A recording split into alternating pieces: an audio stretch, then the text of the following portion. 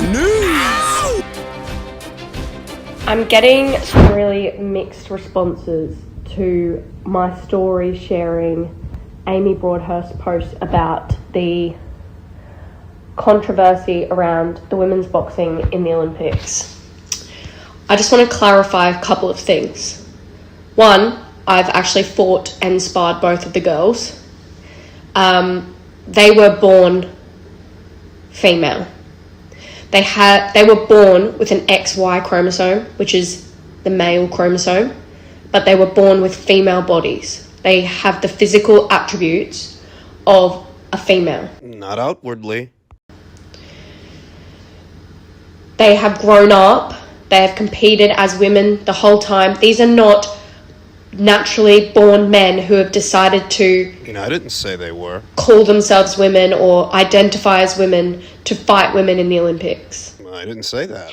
So at the random World Championships, when IBA decided to do chromosome testing, that is when these two athletes were discovered to have XY chromosomes.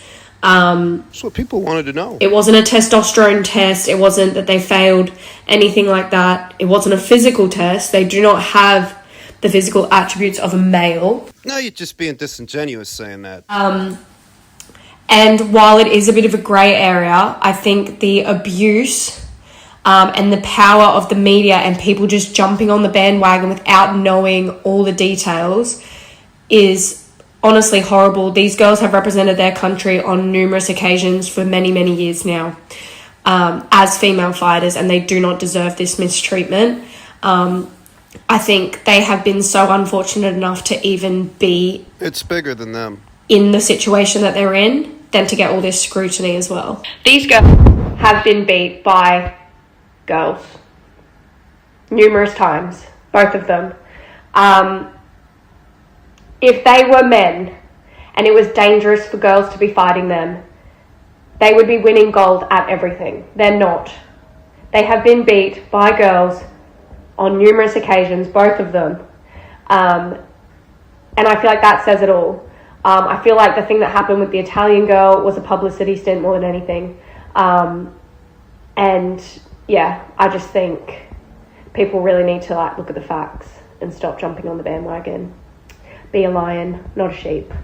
Bye. There is a lot to derive from young Skye Nicholson's Instagram story, her public statement about all of this. One is, I'm starting to like Skye, and I don't like how that feels. That's one. Two is, I think she made this statement with the best of intentions. I think she did. That's two. But her account of events seems to corroborate what the IBA's president, Umar Kremlev, stated to TASS in reference to these two individuals, these two fighters, that testing was done that revealed they both yield XY chromosomes. That's what Skye just said. Skye confirmed it. And that's what the firestorm is all about. That's what the uproar is. Did the IOC lift a ban on two fighters with XY chromosomes, making them able to compete against fighters with XX chromosomes, even after these two fighters were banned, for no reason other than what their passports state? Some would call that a gross oversight. To combat the uproar, some have made the same observations that Skye made,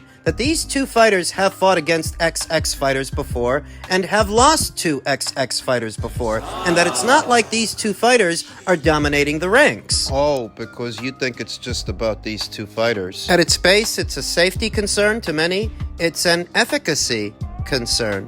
That if you allow two XY fighters to go in there and compete against XX fighters, moving forward, there may be other XY fighters that try to do the same thing using this as a precedent. Well, you let them do it. And suddenly, the uniqueness of these two individual circumstances is not so unique when others try to do the same thing. That could happen. And the notion that these two fighters should be viewed as innocuous because they have lost two XX fighters before doesn't speak to the potentiality of permanent injury to an XX fighter at the hands of another XY fighter in the future who used these two as an example of why they should be able to compete against XX fighters. It's the precedent. It's escalation. It's not just about those two. Underneath it all, I feel that this fiasco is a reflection of the times that we are in, and for that reason, it is politicized even if people don't want to admit it. The arguments are disingenuous. The arguments made in the IOC's defense. Their defense, allowing these two fighters to compete, lifting the ban placed upon them by the IBA on the premise that the IBA is corrupt. And I'm not even saying that they're not. But you do realize that the IOC has been accused of the same kind of corruption you see with the IBA. So spare me the Altruism Act. Because this is not about corruption. You're conflating one issue with another.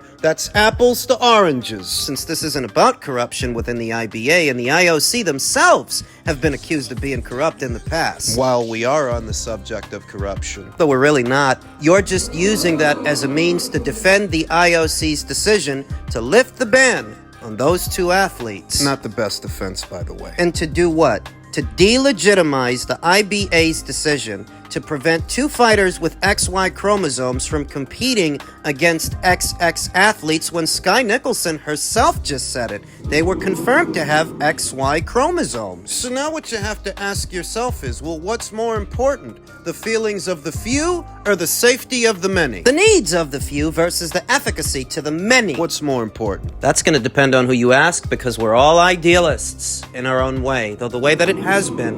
XX athletes are supposed to fight XX athletes. That's the way it's been. XY versus XY, XX versus XX. That's the way it's been. If you let this slip by you, that gray area that Skye described gets bigger and bigger and bigger, and before you know it, the line that separated them is delineated. It doesn't exist, and that could be to the detriment of an XX fighter. We ain't talking about synchronized swimming here. You understand that? This is a contact sport, arguably the most dangerous sport in the world. The risk of injury is already there.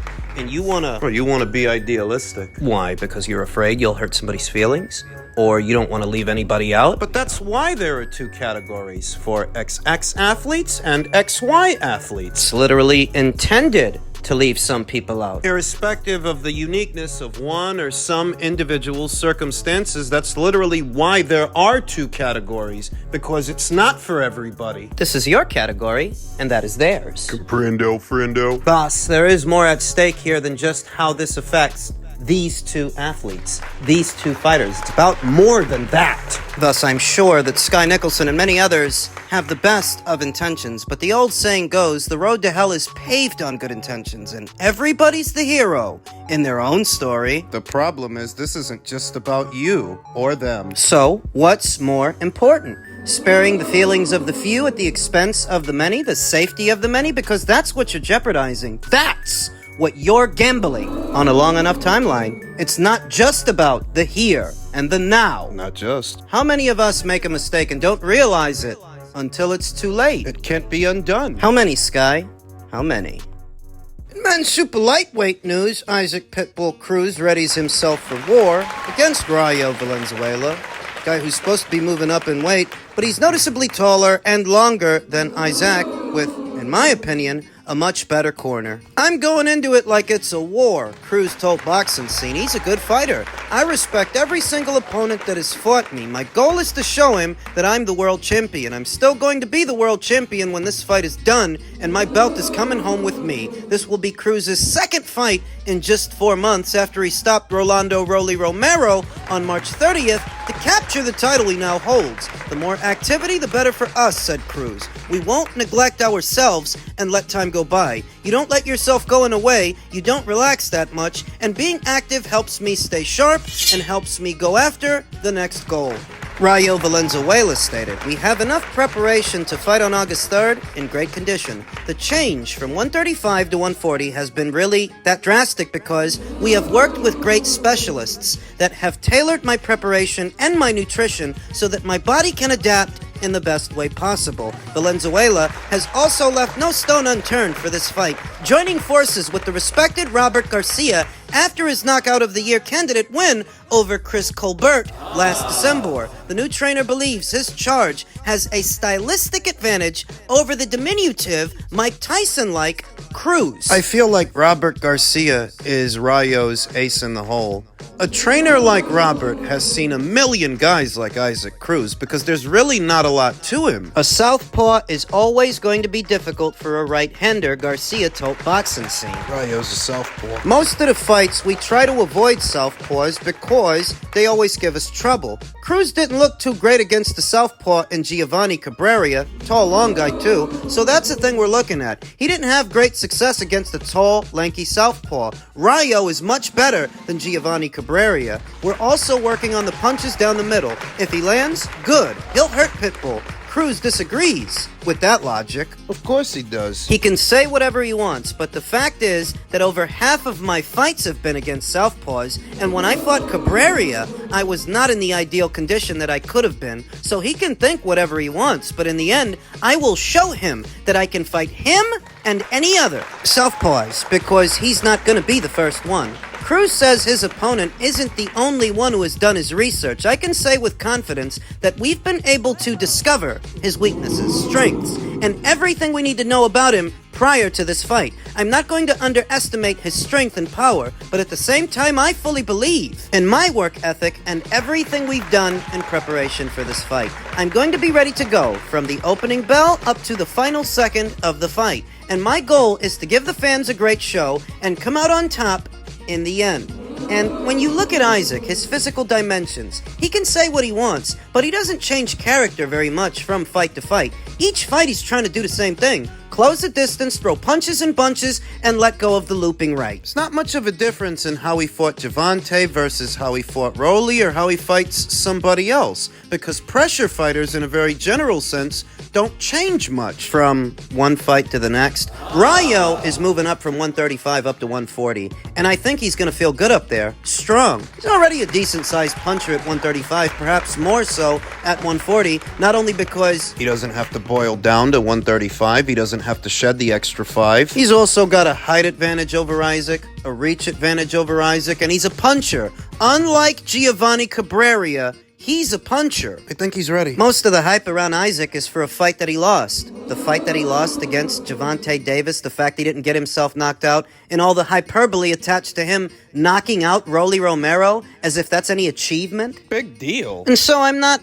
all that convinced of Isaac. I'm not. Isaac is what he is. He's a pressure fighter, but a limited one. Limited in terms of boxing fundamentals, limited in terms of stature, and I think that Rayo, with Robert Garcia's assistance, can upset him tomorrow night. I'm going with Rayo for the upset. Like I said, Robert Garcia has seen a million fighters like Isaac Cruz before. I think between that and Rayo moving up to a weight that might be more kind to him, where he can fill out a little more, because he's a big kid for 135. At 140, he might actually be stronger. Strong enough to not just get Isaac's respect, but beat him. Going with Rayo for the upset. You know, if this were a PBC show, I might edge it towards Isaac. Isaac on points, on the premise that he's a little further along in his career, he's got some momentum going, and because they would have the run of the place, they might give it to him. But they don't. They're not in charge. These guys are fighting on even terrain. I don't know that Rayo knocks him out. I mean, Javante Davis couldn't knock him out. I don't know that Rayo knocks him out. Isaac has never been knocked out. But he has been beat before, and not just by Javante Davis, but by Luis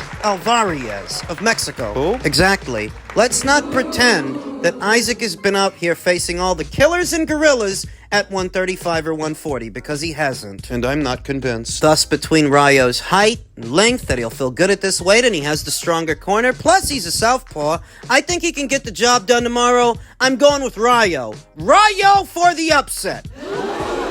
Finally, in men's super middleweight news, per a tweet from Michael Benson via Dan Raphael, Caleb Plant versus Trevor McCumby is reportedly now being rescheduled for the Canelo versus Berlanga undercard on September 14th in Vegas, which is what I told you would happen. Once you filter out all the agendas and all the bullshit, the next step is painfully obvious. How things are really rocking and rolling over there on PBC Island now that they don't have Showtime and Fox giving them an annual budget. What was supposed to be this landmark deal with big old Amazon Prime and all of the households that they can reach with their over 200 million subscribers. So much was made of the marketing arm of this platform, a presupposition that relied on the premise premise, they were making a huge investment, a conscious investment in the PBC when all they're acting as is as a distributor. No more, no less. In terms of marketing, you don't see that much marketing. And Gervonta Davis himself highlighted that the promotion for his last fight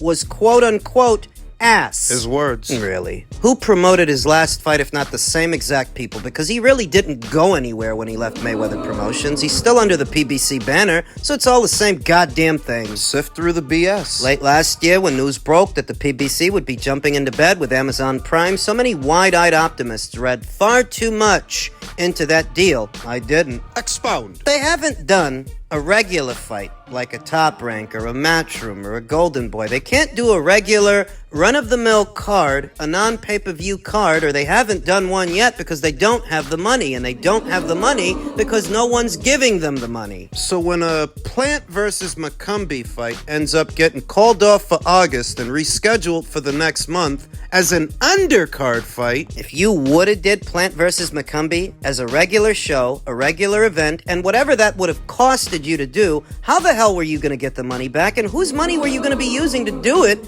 in the first place? Whereas placing it on Canelo's undercard, Canelo, whose fights more or less pay for themselves. I'm expecting Stephen Fulton to fight on that show as well. Why waste the money doing a non-pay-per-view show when you can spruce up a pay-per-view, at least in your own mind, by adding those names to it? The names of Caleb Plant, the names of Stephen Fulton, those former champions as part of something bigger. Told you. It's not even about how right I am when it comes to this. No, I'm not Nostradamus. It's more along the lines of how many people were wrong. How many people were wrong about what the state of the PBC would be this year. They're doing less and less shows. Like I said. The pushback that I got late last year and early this one for suggesting that it's going to be very difficult moving forward for the PBC to do shows, and they're not going to be able to do as many as they used to. I got a lot of pushback for that. A lot of people got angry at me. Where are those people now? Doesn't even matter because I don't expect them to apologize. But 8 months into the year, 8 going on 9, the PBC will have only done 4 shows, a grand total of 4 shows with more than half the year gone, and not a single one of them was a non-pay-per-view. They were all pay-per-views. These people either don't know why they're so angry at me anymore, or maybe they do. They're just angry I was right. Would you prefer that I was wrong? Of course you would, because then you wouldn't have to feel stupid. And that's not even saying that I'm always right, as nobody's right all the time. But I was right about this. No, I don't expect you to be happy about it. Here we are.